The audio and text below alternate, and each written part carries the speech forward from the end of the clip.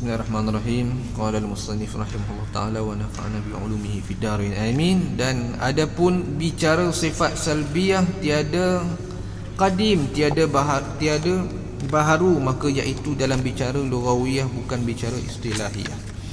Dan adapun sifat salbiyah dalam hak wujud yang baharu itu, maka iaitu tentu baharunya.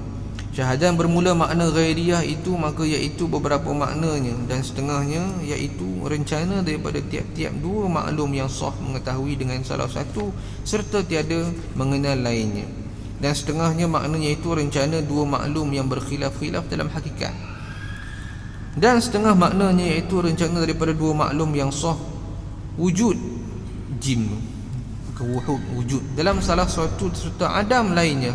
Adam tu maknanya tak ada lah.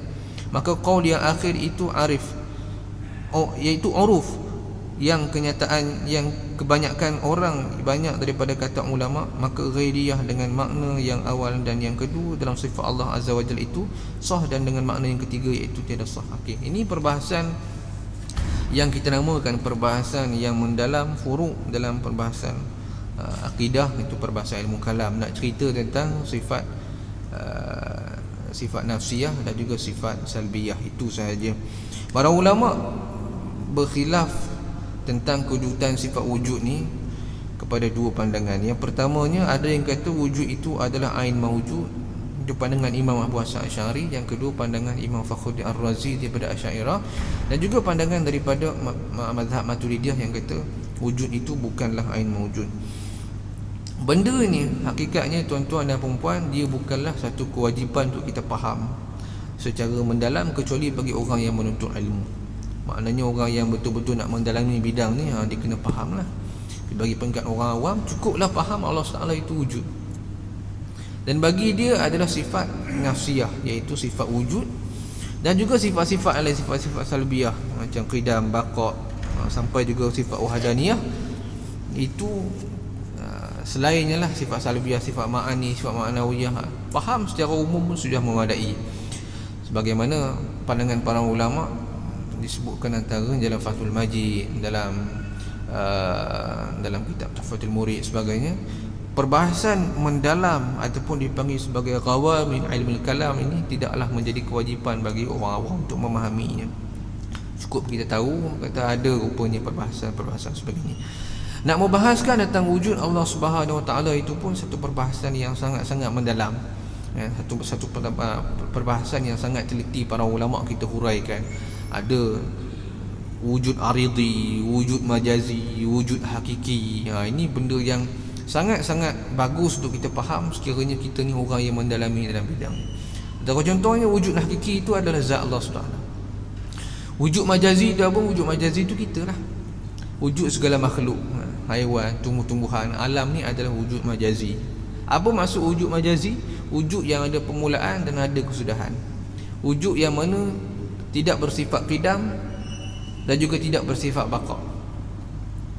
Tidak bersifat qidam maknanya dia tidak bersifat sedia ada, dan juga tidak bersifat kekal, baqa. Dinamakan wujud majazi itu kerana dia ni bersandarkan kepada qudrah dan iradah. Kita wujud ni atas kehendak Allah, kita wujud ni atas kuasa Allah Taala. Itu namanya wujud majazi. Apa itu wujud aridi? Wujud yang mana ada permulaan, tak ada kesudahan. Apa dia wujud aridi ni? Syurga, neraka, arash, kursi Allah Subhanahu Wa Taala. Semua ni benda-benda yang wujud bersifat wujud aridi. Hadirin hadirat muslimin muslimat dirahmati Allah Subhanahu Wa Taala sekalian. Sebab itu bila mana zaman sekarang ni ada orang yang mana tak percaya Tuhan, orang etis. Minggu lepas pun Tuan Guru kita sebut tentang etis. Minggu ni kita nak tengok sebenarnya pahaman orang yang tak percaya Tuhan ni sebenarnya masuk akal tak? Masuk akal tak? Sebab mereka kata mereka mendakwa mereka berpegang kepada akal.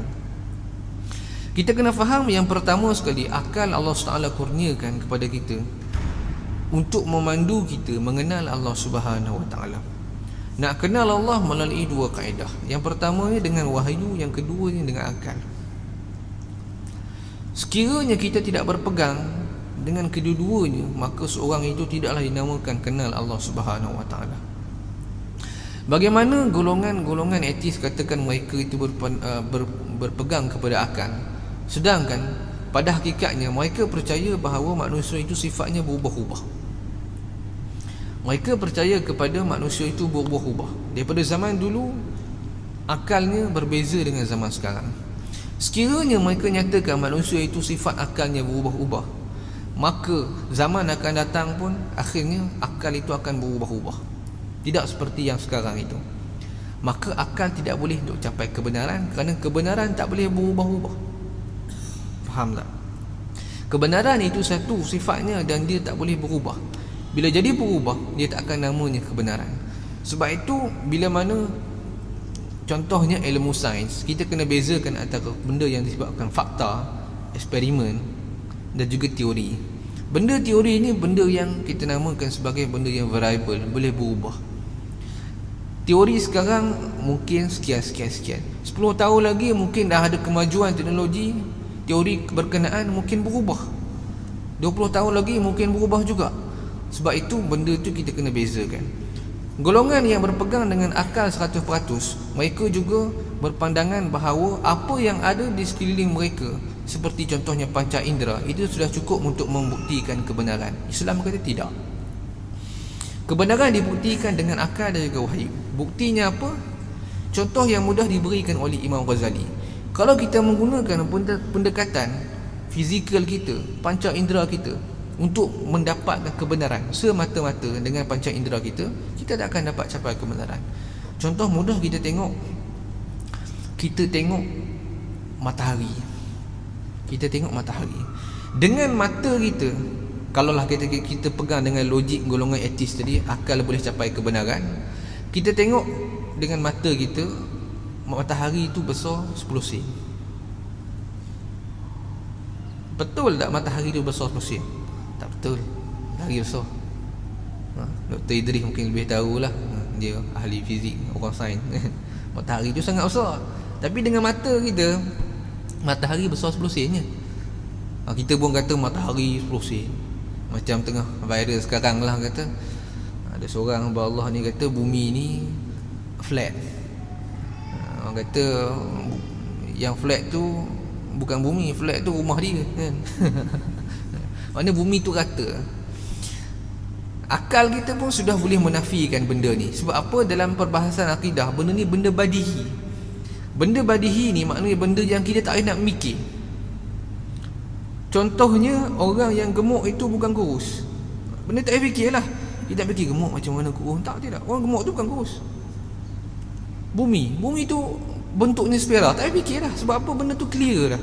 Kalau bumi tu berbentuk lepek ataupun berbentuk rata, ni tak payah pakai Quran hadis, ini pakai clear. Kalau gerhana contohnya, gerhana kita nampak dia akan jadi separuh macam tu. Sebab apa? Itu antara biasan ataupun pantulan. Kalau bumi tu lepek, dia akan jadi bentuk macam tu, straight. Gerhana tak ada lah nampak straight begitu. Betul tak doktor? Dia ada bentuk macam melengkung sikit. Itu maknanya sudah membuktikan kepada kita bahawa sebenarnya bumi itu bentuknya adalah sifatnya spira. Benda tak payah bincang lah. Sebab itulah, berbalik kepada isu golongan etis tadi, kalaulah mereka menggunakan akal, mereka katakan akal itu untuk mencapai kebenaran, hakikatnya mereka pun tak benar. Hujah mereka pun tak benar, kerana akal manusia berubah-ubah dari zaman ke zaman, masa ke masa. Sebab itulah Islam kita ikatkan dengan wahyu. Kita ikatkan dengan wahyu, ikat dengan keimanan, kepercayaan kita. Wallahu ta'ala alam. Saya setakat tu kot. Moga-moga ada manfaat daripada perkongsian kita ini, insya-Allah. Untuk minggu depan cuti, tunggu, kita tak ada urusan lain. Dan mungkin ada yang bertanya juga isu yang bumi lepeh, bumi spera ni, insya-Allah tunggu kita akan jawab mengikut tafsiran para ulama, mengikut kajian falak, mengikut hukum yang sebenar, bagaimana pandangan para ulama dari sudut sains sebagainya. Dan ijma' para ulama kata bumi itu adalah bentuk sfera, sebagaimana dikatakan oleh Ibn Hazm, dikatakan oleh Syekhul Islam Ibn Taymiyah, bumi itu sfera, dan tak ada ulama yang kata yang berbahas kata bumi ini sfera sebagainya. Semuanya ada berdasarkan salah faham semata-mata kan. Dan itu akan dihuraikan oleh Tuan Guru kita secara lebih perinci lah. Isu dia tengah menuliskan ni, isu bumi bulat tu, isu buka tudung. Bukan nak tegur Imam Ma'in pun tidak, tapi secara umumnya, sebab banyak sangat benda ni berlaku, teguran kepada lelaki, teguran kepada perempuan. Artikel ni dah nak siap dah, ada 2-3 isu lagi. Moga-moga memberi manfaat pada kita. Boleh tengok di laman web www.mufti.wp.gov.my. Wallahu ta'ala alam. Assalamualaikum warahmatullahi wabarakatuh.